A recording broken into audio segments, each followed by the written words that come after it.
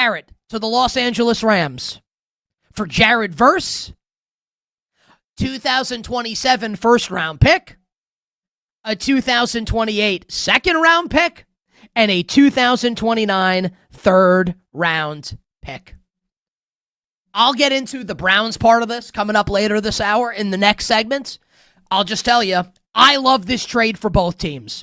I love it for the Browns, and you know I've been calling for the Browns to trade Myles Garrett for quite some time. Just like I was saying with A.J. Brown. You know, funny how everyone wants to tell me, hey, idiot, why would they trade Myles Garrett? He's awesome. They're never going to trade Myles Garrett. He just signed an extension. Okay, yeah, guess what happened? They traded him.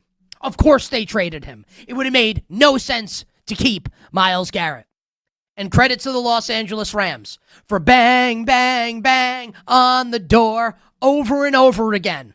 All the reporting telling you that the Rams desperately tried to pry Myles Garrett out of the hands of the Cleveland Browns. And they were successful. Now they paid a price for doing so, a hefty price. But you know what? You can argue that if you're acquiring Lawrence Taylor, Reggie White, Bruce Smith, Aaron Donald. Maybe Aaron Donald's going to come out of retirement. Who the hell knows? Then really, you can't trade enough to get that player. So yes, the Rams gave up a ton, but you know what? It's worth it if it leads to a Super Bowl championship. Now, a lot of people in my profession, whether you have a radio show, a television show, you're a social media content creator, you write, you podcast, whatever it is that you do, a lot of people will be saying the same couple of things today as it concerns the Los Angeles Rams. They will tell you that the Los Angeles Rams, they will tell you that the 2026 Los Angeles Rams are all in. They will tell you that this season, Super Bowl or bust for the LA Rams. And they will tell you that the Los Angeles Rams are the rightful Super Bowl favorite, and they are the favorite at BetMGM. Meatloaf famously said, not the dinner meat, not the dinner dish, the musical act. Famously, that would be something if like a piece of meatloaf, actually talked. That would be the top story of the show today, even on a sports show. Meatloaf famously said, 2 out of 3 ain't bad. 2 of those 3 things are true.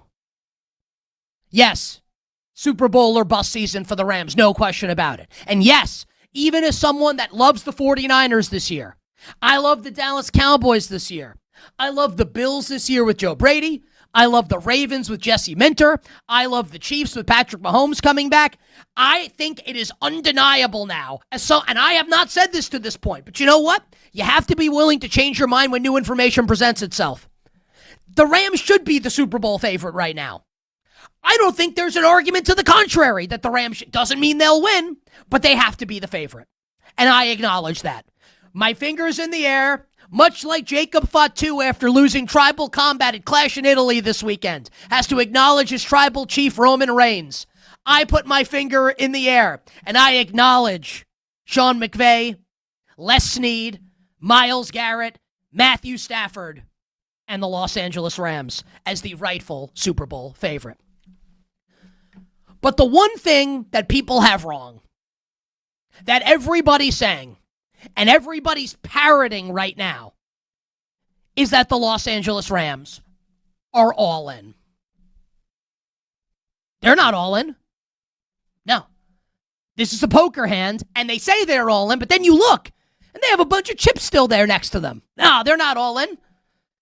This is like you go out to dinner, you house the appetizer, you destroy the entree, and then dessert comes to the table, and you say, you know what, I'm good. And you push the dessert to the center for someone else to eat or to be taken away. The Rams are not all in.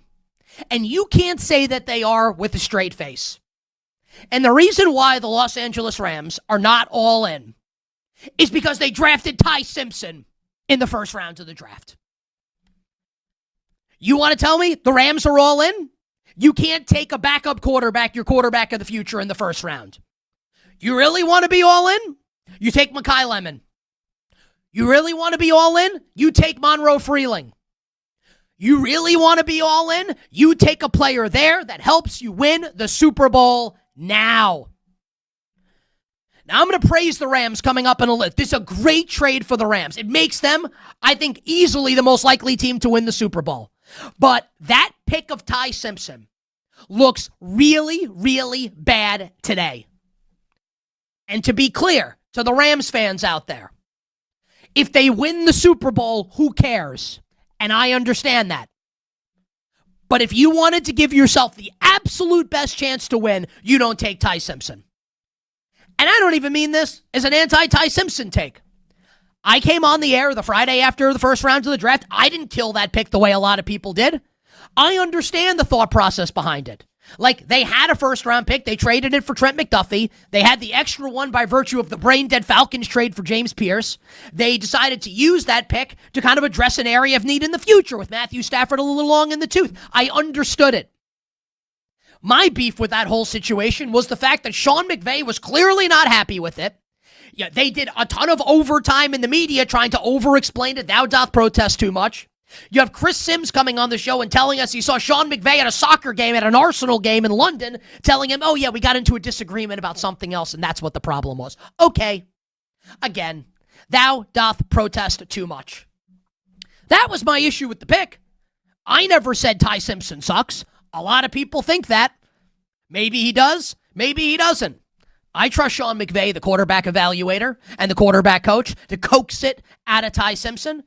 So to be clear, this is not an anti-Ty Simpson, the player take, although I will say this, which kind of leads into my overall opinion, which I've been saying for a while, that this year, especially now with the Myles Garrett trade in tow, kind of has a little whiff of an NFL version of The Last Dance feel to it here. With McVay and Stafford, where you could say, if they win the Super Bowl, do both of them ride off into the sunset? Just consider this on Ty Simpson. Let's say Stafford plays 2 more years. 1 more year, 2 more years. Whenever Ty Simpson is set to actually take over as the starting quarterback of the team, and I understand, it's all moot if they win, but I think that this is worth saying, right? They just traded a first-round pick in 2027. They traded a young pass rusher in Jared Verse. And again, I think it's a great trade. But Devontae Adams is long in the tooth. Like, when Ty Simpson's ready to take over, do you think, like, the roster's going to be even close to what it is now? I'm just saying. It adds more fuel to my fire that we may be nearing the end of the Sean McVay, Matthew Stafford experience in Los Angeles. I'm not going to predict that. I don't know that. No one said it to me. It just kind of feels human nature-wise maybe what's happening here with the Los Angeles Rams. So no, they're not all in. How can you say they're all in? All in, you take Mekhi Lemon, and all in is then you trade for Myles Garrett. That's all in. Not taking a quarterback who won't play a snap this year if everything goes according to plan. So, like, I don't want to hear people say that with the Rams, that they're all in. They still have chips. They're not all in. They're not. Doesn't mean this wasn't a great move, and it wasn't a hyper-aggressive move by the Rams. But to say that they're all in is actually factually incorrect. And that pick looks, I feel like now, worse than it even did in the moment, even if Ty Simpson's good. Because they got to win the Super Bowl. Or else I think this is all, we're going to look, and it's a worthy swing of the bat no matter what happens. I want to be clear on that. Like, years later, I'm not going to look back and say that was a bad trade because they didn't win. You have to take the swing. I like that they took the swing, but let's not be ostriches and put our heads in the sand and ignore everything else that's happening here as a result of this trade for the Los Angeles Rams. So no, they're not all in. And yes, they should have used that pick elsewhere if they're really trying to win this year. Like the wide receiver position, right? Puka's a stud, one of the best receivers in the league, maybe the best pure football player in the NFL. Also, and I don't say this, it's a serious situation. I'm not making light of it. It's just the truth. He's in rehab this year. Like he's gone off the reservation a little bit. I'm not mocking him. I want him to do well. I want him to play. I want him to live a great life, a peaceful life. I want that for everybody. Facts are facts. Devontae's a little long in the tooth. The Rams tried to replace him with A.J. Brown. A little bit of indictment in Devontae Adams, no? It's a little flimsier than you might expect with the Rams, where you take, and you could say this about a lot of teams, I understand, but the Rams right now do profile as a stars and scrubs roster. Now, you can win a Super Bowl as a stars and scrubs roster. I'm not saying they can't. I'm saying that they should be the favorite. Just that I think that they could have addressed some of these issues with that pick if you were going to make this move, as opposed to drafting the quarterback in Ty Simpson. Now, as far as Myles Garrett is concerned, now that that's out of the way, because it's been driving me bananas to hear everybody say, oh, yeah, they're all in. No, they're not. No. Ty Simpson, they're not all in. Ty Simpson's on the roster. Sorry. Now let's talk about the actual trade. Myles Garrett. He's a destroyer. An outlier. An eater of worlds. Someone who changes the calculus of everything around him when he's present on the football field. Now, Jared Verse is an excellent young pass rusher, and I'll talk about the Browns part of this and why I think the Browns did really well in this trade. I like Jared Verse a lot. He's 24. He's got a lot of great football ahead of him. He's a really, really good young player. No question about it.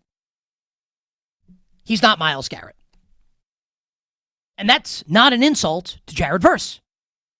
How many players in the history of the league are Myles Garrett?